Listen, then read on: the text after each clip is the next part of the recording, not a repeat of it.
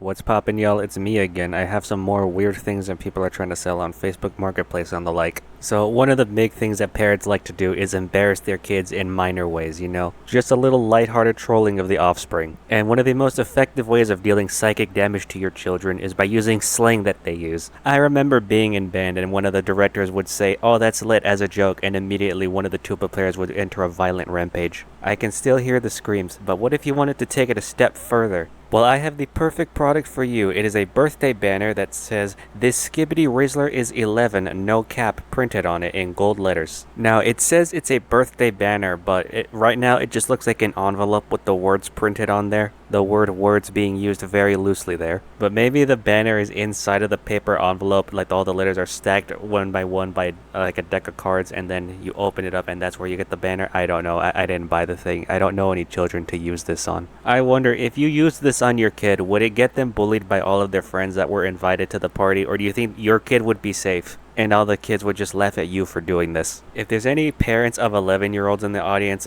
go ahead and buy this thing. I would very much appreciate it if you reported your findings here. It's only $5, so that's a pretty decent price, I think. Have y'all ever trolled a kid at a birthday party? And if so, what have y'all done? I would like to hear about it. We all know about the raising the piñata at the last second so the kid misses. I feel like that one's tradition. Have y'all done that thing where the kid gets a big box, they open it, and it's a smaller box, and it's just like a Russian nesting doll of boxes? Or have y'all pulled out some crazy stuff? I would love to hear about it. I don't know if this one is true or not, but there's this one image that was circulating and the caption said, "A girl wanted a K-pop birthday party, but her dad did not know which Korea she meant." And so on the wall and the cake are pictures of Kim Jong-un. And I'm disagreeing with the caption here. Look at this man right here. He knew exactly what he was doing. Look at this smile. That is the prime example of a devious facial expression. I feel bad for this girl. I hope she got the birthday party she wanted. Anyways, back to the parents who may or may not be watching this. I know Labubus are really trendy right now, and say your kid wants to have a Labubu birthday party. Well, good news, I have something that you might be interested in.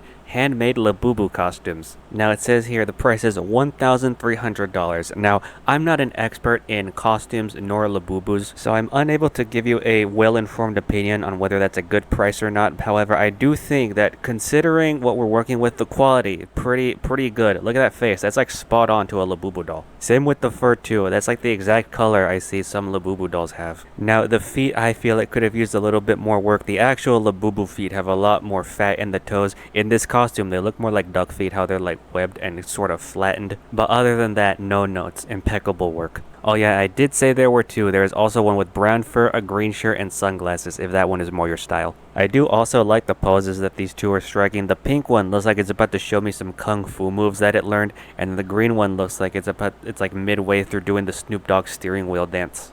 Come to think of it, are kids even that hyped about Labubus anymore? I feel like most of the time when I hear about Labubus, it's adults freaking out about them. So anyway, speaking of parties, let's move on to this thing. So they say it's a disco mannequin. The description is 70s inspired disco mannequin rental up to 8 hours, ideal for 70s themed parties and dance events. And what you're paying for here is a silver mannequin that you'd see in like a Dillard's or something with a disco ball for a head, and you're renting this for 8 hours for $150.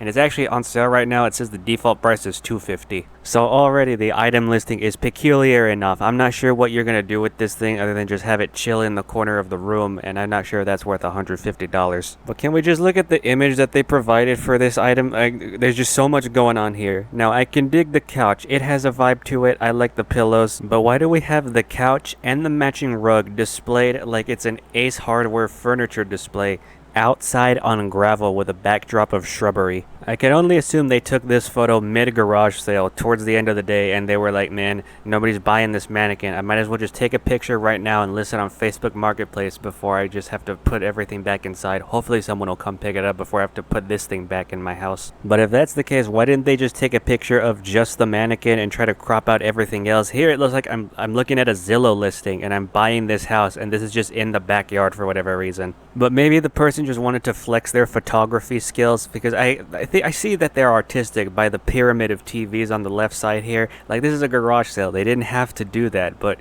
they took the time to arrange it in such a fashion, and I respect it. And that is a good bench too. That thing's holding up those puppies effortlessly. Dude, forget the mannequin. Sell the bench. Someone will buy it. Might be me. You know, I like to think that whenever you buy something used, it has a bit of a story connected to it.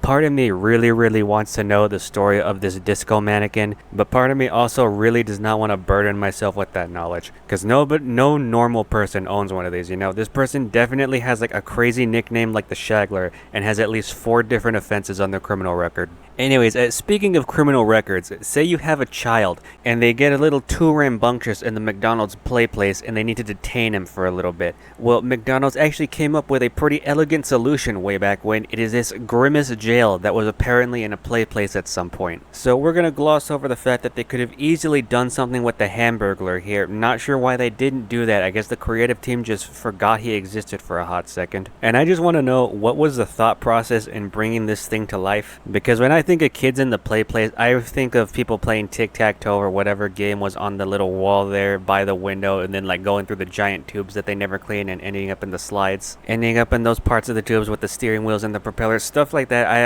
I haven't exactly thought of kids pretending to throw each other in jail in the play place. I've never seen something like this in any food establishment I've been to, but I could be in the minority here, and this is actually pretty normal. What I want to know is, why is this just on Facebook Marketplace for sale? You figure if McDonald's was trying to liquidate this stuff, this wouldn't end up on just an online classified ad. They'd find some other way to get rid of it. Maybe they'd like scrap the metal or something and sell that. But no, I can just buy this myself if I want to pay $4,300. Heck of a price, by the way. And you know, this entire time I've been operating under the assumption that the Grimace jail was officially made by McDonald's for their play place. There's a non-zero chance that it was just made by some rando who really likes Grimace.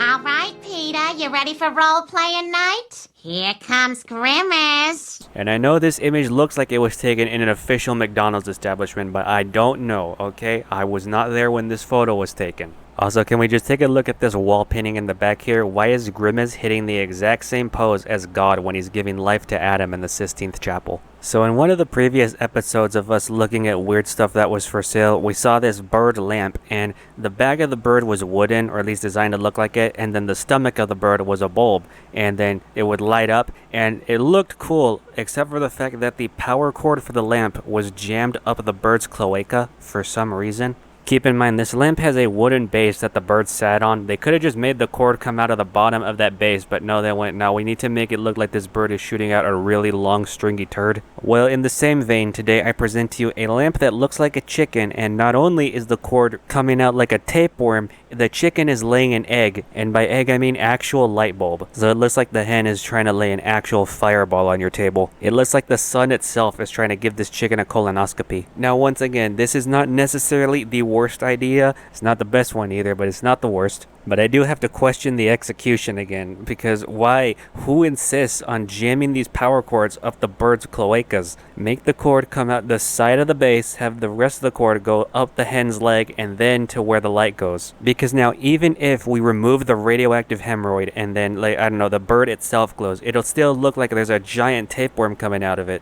Is there just something I don't know about that makes it physically impossible to make one of these lamps without making it look like some sort of back alley endoscopy? Also, I feel like this lamp wouldn't be that great at being a lamp because the light bulb is pointed down, so it's not dispersing light very much through the room. But if you're trying to use it as a desk light, it's so close to the table, it'd probably be hard to actually get the light to see what you're doing without casting a bunch of shadows because of your hands. But maybe that's not much of an issue if you stick the right bulb in there. Alright, this next one, I genuinely don't even know what's really going on with this listing here. It says, free if pick up tomorrow, or yes, $2. And the description just says, yes, I buy. So is he trying to do the Facebook Marketplace thing in reverse? He's asking you, hey, DM me what you have for sale and I'll buy it? I don't really know, and the picture's not giving me much info either. It's just a guy in a gas station wearing this ostrich t-shirt holding like a cup of ice. And I'm going to blur this guy's face just in case he doesn't want to be in this video, but I need you all to know he straight up looks like if you fused Joe Dirt with Mr. Beast. Actually, you know what? I'll just show you his face. Boom. Am I wrong? Anyways, that's all I've gathered for this episode, and a little behind the scenes action. So when I was readjusting my pop filter during recording, and by pop filter I mean this ripped sock that I had washed beforehand that I slipped over the mic to use as a pop filter, I looked closely and I saw visible dust particles coming off of the sock as I was moving it. So I'm gonna have to go take care of that right now.